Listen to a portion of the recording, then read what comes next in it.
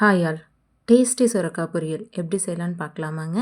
தேவையான அளவுக்கு சுரக்காய் எடுத்து தோல் சீவி நல்லா குட்டி குட்டியாக கட் பண்ணி வச்சுக்கோங்க. இந்த மாதிரி கட் பண்ணி ரெடியாக வச்சுக்கோங்க. இப்போது ஸ்டவ் ஆன் பண்ணி கடாயை வச்சுக்கிட்டு கடாய் சூடானதும் தேவையான அளவுக்கு எண்ணெய் ஊற்றிக்கலாங்க. உங்களுக்கு சுரக்காயே பிடிக்காதுன்னா இந்த மாதிரி ஒருக்க செஞ்சு சாப்பிட்டு பாருங்கள். பயங்கர அல்டிமேட்டாக இருக்குங்க. பொதுவாக தயிர் சாதத்துக்கு காம்பினேஷன் உருளைக்கிழங்குன்னு சொல்லுவாங்க. ஆனால் இந்த மாதிரி ஒரு டைம் சுரக்காய் செஞ்சு சாப்பிட்டு பாருங்கள், அவ்வளோ நல்லாயிருக்கும். இப்போது கடுகு ஆட் பண்ணதுக்கப்புறம் அது கூடவே கட் பண்ணி வச்சுருக்கிற பூண்டு, வெங்காயம் நல்லா ஆட் பண்ணி இது கூடவே சுரக்காய் ஆட் பண்ணி ஒரு பரட்டி விட்டுக்கோங்க. பரட்டினதுக்கப்புறம் வீட்டில் வச்சுருக்க குழம்புத்தூள், உப்பு ஆட் பண்ணி அதையும் பரட்டி விட்டுக்கோங்க. இப்போ இது கூடவே சுரக்காய் வேகிறதுக்கான தண்ணி ஆட் பண்ணிக்கோங்க. சுரக்காய் நல்லா வேகட்டுங்க.